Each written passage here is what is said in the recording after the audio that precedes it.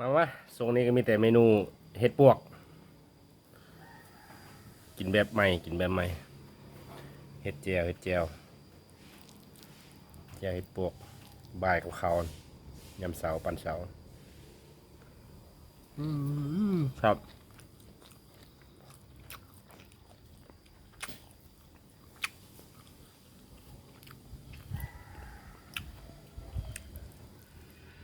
บ่ายคำในหนึ่งเนาะ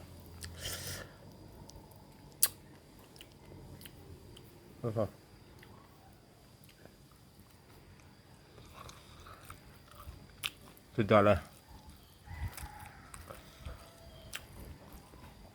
เห็ดกินหลายเมนูนะยำเห็ดแก้วเนี่ยเห็ดบวกสุดยอดแซ่บเลย